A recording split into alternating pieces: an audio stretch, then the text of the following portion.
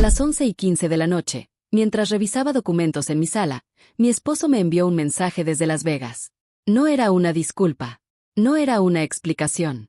Eran 2 frases que destruyeron 6 años de matrimonio, y encendieron la parte de mí que él jamás debió provocar. El teléfono vibró a las 11:15 de la noche. Yo estaba sentada en el sofá de la sala, con la laptop abierta, revisando los documentos de un proyecto que debía entregar el lunes.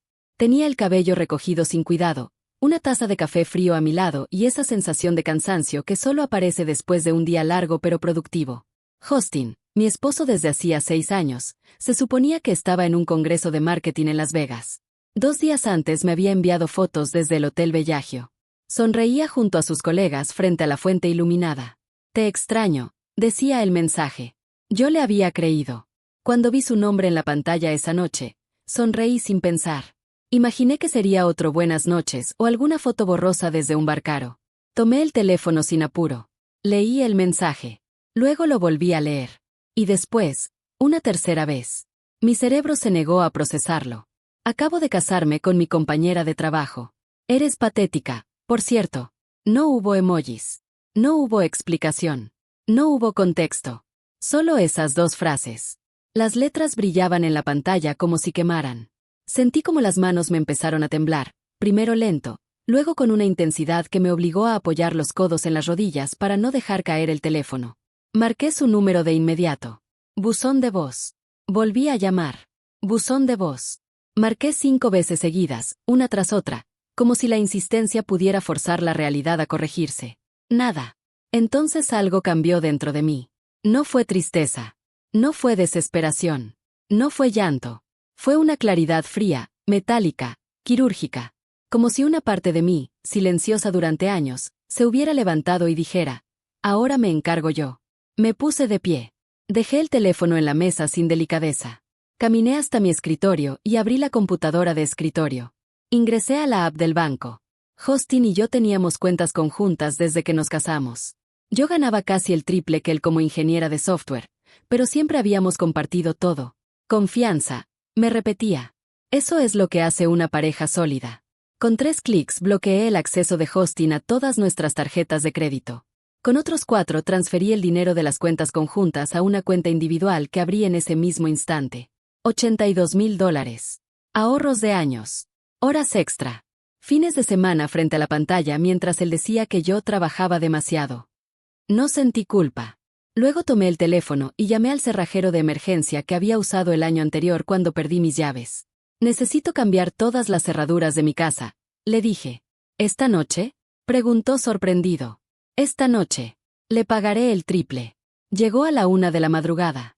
Mientras él trabajaba, yo fui al garaje y saqué cajas de cartón. Empecé a empacar las pertenencias de Justin con una calma que hasta hoy me asombra. Ropa. Zapatos. Relojes. Libros. Recuerdos que ya no lo eran. No lloré. No grité. No me detuve. Cada objeto que entraba en una caja era un paso más lejos de la humillación. A las 4 de la mañana, el cerrajero terminó. 14 cerraduras nuevas. Puerta principal. Puerta trasera. Garaje. Ventanas de seguridad. ¿Problemas con el esposo? Preguntó mientras guardaba sus herramientas. Ya no tengo esposo, respondí. Tomé mi teléfono y escribí un solo mensaje. Genial. Lo envié. Luego bloqueé su número. Sus redes. A su familia. A sus amigos. En 15 minutos, Justin había desaparecido de mi vida digital como si nunca hubiera existido. Me serví un whisky. Uno solo. Lo bebí lento, de pie, mirando las cajas apiladas junto a la puerta. Mañana las saco, pensé. Que las recoja cuando regrese, si es que regresa. Dormí 2 horas. A las 8:30 de la mañana sonó el timbre. Abrí esperando un repartidor. Eran 2 oficiales de policía. ¿Irene? Preguntó el más alto. Sí. Necesitamos hacerle unas preguntas sobre su esposo. ¿Qué sé? El estómago se me contrajo. ¿Qué pasó? ¿Podemos entrar? Entraron. Sus miradas se deslizaron por las cajas con expresión neutra. Su esposo presentó una denuncia, dijo el más joven consultando una libreta. Alega que usted lo dejó sin acceso a los fondos y cambió la cerradura sin aviso. Una risa amarga me subió por la garganta, pero la contuve. ¿Les dijo por qué hice eso? El mayor me observó. Eso no es relevante para la denuncia, señora. Tomé mi teléfono y se lo extendí. Lea. Leyó el mensaje. No cambió el gesto. Pero sus ojos se endurecieron. Entiendo, dijo. Pero técnicamente, si él está registrado como residente, la casa está a mi nombre. Solo al mío. La compré 2 años antes de conocerlo. Tengo los documentos. Hubo un silencio breve. Aún así, continuó, tras 6 años de matrimonio, él tiene derechos. ¿Derechos? La palabra me quemó. Se casó con otra mujer mientras yo pagaba su viaje de trabajo. El joven cerró la libreta. Entendemos la situación, pero debe manejarse legalmente. No puede deshacerse de sus pertenencias ni tomar decisiones precipitadas. Asentí. Llamaré a mi abogada. Se fueron tras advertirme que cualquier paso en falso podía usarse en mi contra. Cerré la puerta. Mi teléfono empezó a vibrar de inmediato. Números desconocidos. Mensajes reenviados. Contactos bloqueados que encontraban la forma de llegar. La madre de Justin. Su hermana. Su mejor amigo. Todos con el mismo guión. Eres un monstruo. Se equivocó, pero tú lo dejaste en la calle. Fue un error. Un error. Como olvidar comprar leche. Como llegar tarde. Como manchar una camisa. Llamé a Pablo, mi mejor amigo desde la universidad. Necesito a la mejor abogada de divorcios. Ya. Silencio al otro lado. ¿Qué pasó? Se lo resumí en 3 minutos. Irene, te paso un contacto. Se llama Teresa. Es una leona. Colgué. Miré la casa. Por primera vez desde la noche anterior, sentí el peso real de lo ocurrido. Y supe, con una certeza incómoda, que esto apenas comenzaba. No me moví durante varios minutos. La casa estaba en silencio, pero no era un silencio pacífico. Era un silencio tenso, como si las paredes esperaran algo. Me apoyé en la puerta todavía cerrada, respiré hondo y recién entonces sentí el cansancio de golpe, como si alguien hubiera apagado un interruptor interno. Me obligué a no sentarme. Sabía que si me sentaba, todo lo que había mantenido bajo control iba a derrumbarse encima de mí. Fui directo al dormitorio y abrí el closet. El lado izquierdo seguía intacto, mis camisas planchadas por color, mis vestidos colgados con espacio entre uno y otro. El lado derecho estaba vacío. No porque yo lo hubiera vaciado, eso ya había pasado, sino porque emocionalmente ya no pertenecía a nadie. Me duché con agua tibia, sin música. Dejé que el agua cayera sobre mi espalda como si pudiera borrar las últimas 12 horas. No lloré. No todavía. El llanto siempre llega tarde cuando una está ocupada sobreviviendo. Cuando salí, el teléfono volvió a vibrar. No lo miré. Preparé café. Fuerte. Amargo. Me senté frente a la mesa del comedor con la laptop abierta, no para trabajar, sino para hacer listas. Siempre hago listas cuando el mundo se vuelve caótico. Me recuerdan que todavía puedo ordenar algo. Lista 1. Lo legal. Lista 2. Lo financiero. Lista 3. Lo emocional. La tercera la cerré sin escribir nada. Teresa me citó esa misma tarde. Su oficina estaba en un edificio antiguo del centro, de esos que huelen a madera encerada y decisiones importantes. Llegué 10 minutos antes. No porque estuviera ansiosa, sino porque necesitaba sentir que llegaba preparada a algo, a lo que fuera. Teresa tenía 40 y tantos, el cabello recogido en un moño firme, y una forma de mirar que te hacía enderezar la espalda sin darte cuenta. Me ofreció agua, no café. Tomó notas mientras yo hablaba sin interrumpirme. Le mostré el mensaje. Le expliqué las cuentas. Le conté de las cerraduras. De la policía. De las cajas. Cuando terminé, cerró la carpeta con calma. Necesitamos pruebas del matrimonio en Las Vegas, dijo. El mensaje no basta, pero es un comienzo. ¿Puedo mantener las cerraduras cambiadas? Pregunté. Por ahora, sí. Pero no te deshagas de nada. Ni una camisa. Ni un papel. Todo intacto. Asentí. Esto no es solo una infidelidad, Irene, continuó. Si se casó legalmente estando casado contigo, es bigamia. Y eso es un delito. La palabra flotó entre nosotras. Delito. No sentí satisfacción. Sentí algo más oscuro, más denso. Como si una pieza del rompecabezas encajara y, al hacerlo, revelara que la imagen era peor de lo que había imaginado. Dame 2 días, dijo Teresa. 2 días y te digo exactamente con qué estamos jugando. Esa noche, Justin intentó entrar a la casa. Yo estaba en la cocina cuando escuché la llave girar inútilmente en la cerradura. Luego otro intento. Luego golpes secos contra la puerta. Irene. Abre, gritó. Sé que estás ahí. Me quedé inmóvil. No era miedo. Era algo parecido a una prueba interna. Como si una parte de mí quisiera ver si todavía podía quebrarme. Esto es ilegal, continuó.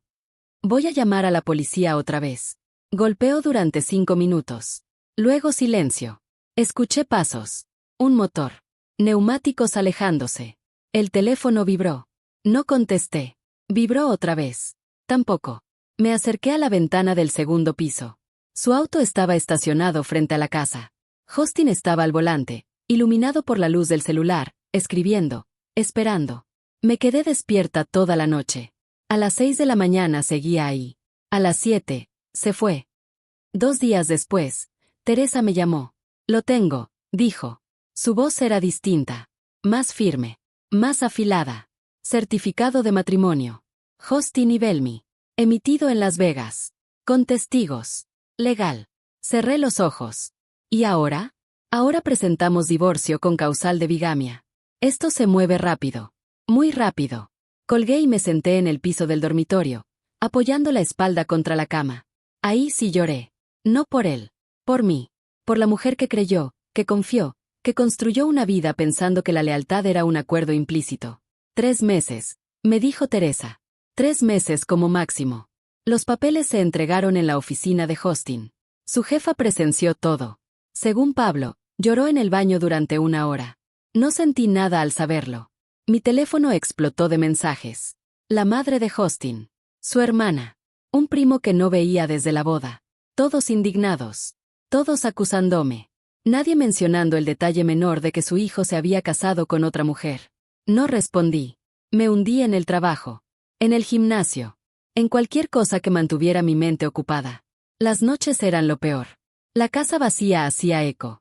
A veces me despertaba a las 3 de la mañana convencida de escuchar sus pasos, su risa desde el pasillo. Luego la realidad volvía a caer como una losa. Una noche cedí. Desbloqueé su número. Escribí. ¿Por qué? Lo borré. Escribí. ¿Valió la pena? También lo borré.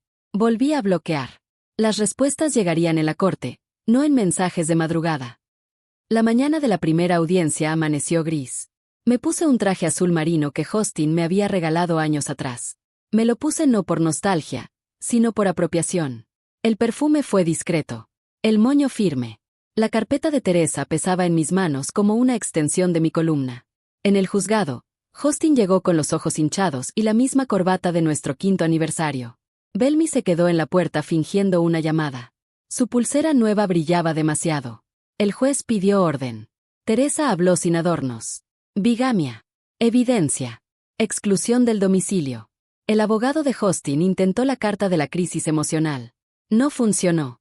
El juez me otorgó ocupación exclusiva de la casa, prohibición de acercamiento y congelamiento preventivo de fondos. Respiré hondo para no sonreír. A la salida, Recursos Humanos de la empresa de Justin llamó a Teresa. Auditoría interna. Viáticos irregulares. Suites de hotel. Cargos duplicados.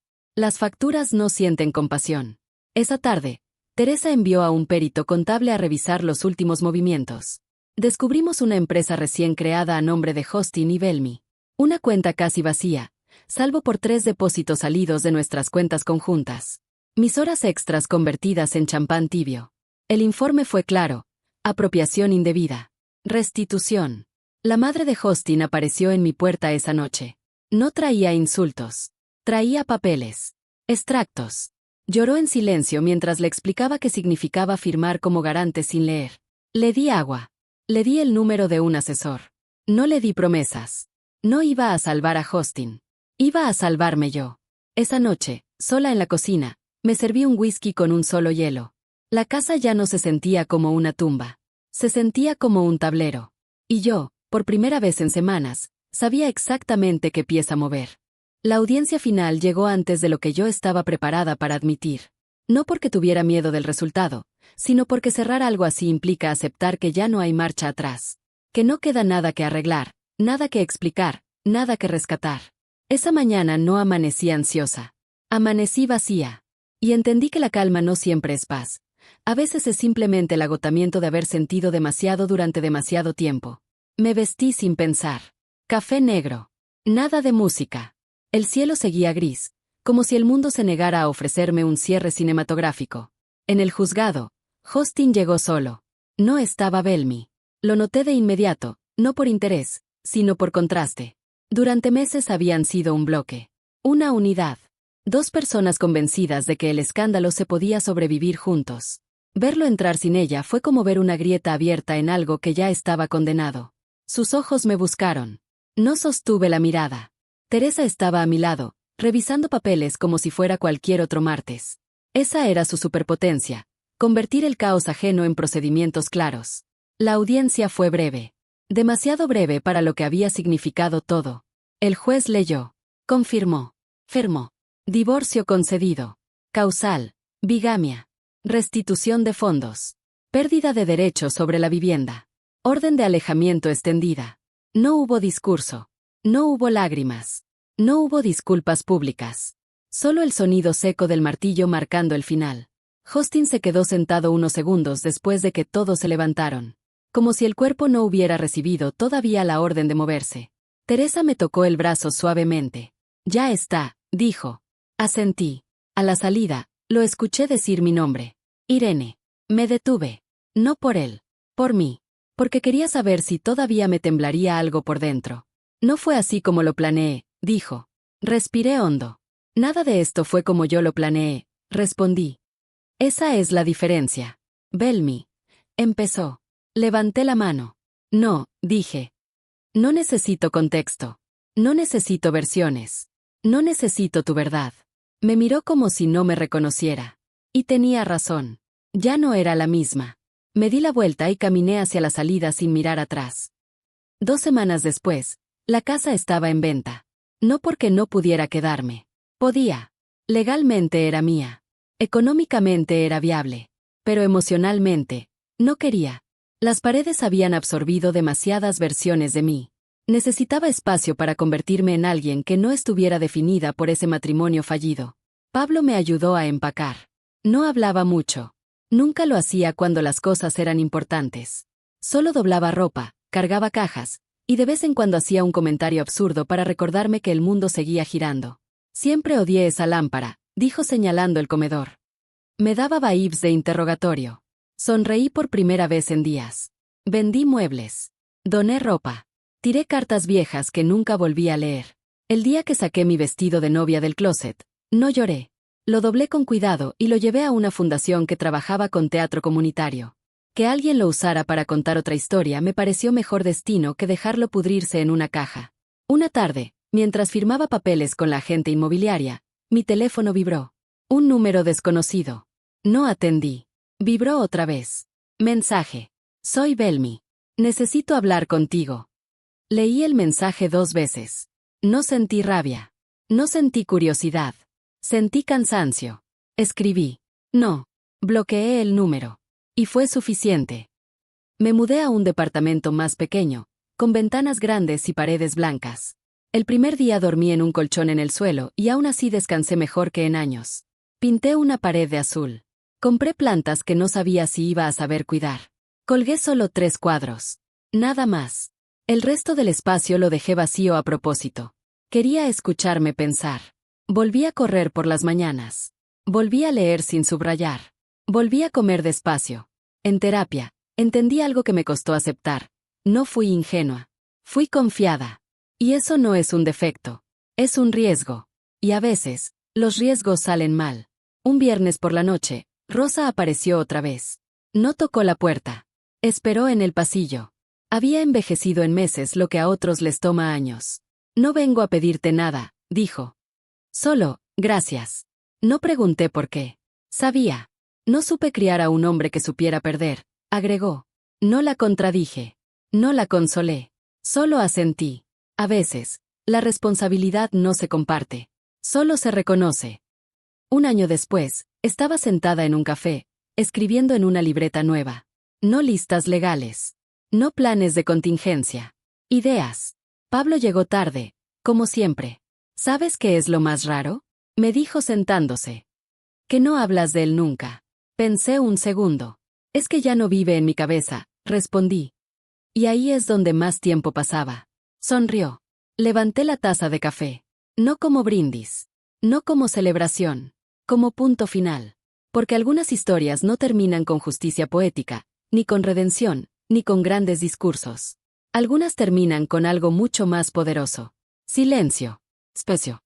Y la certeza tranquila de que sobreviviste. Y eso, aunque nadie lo aplauda, es una victoria.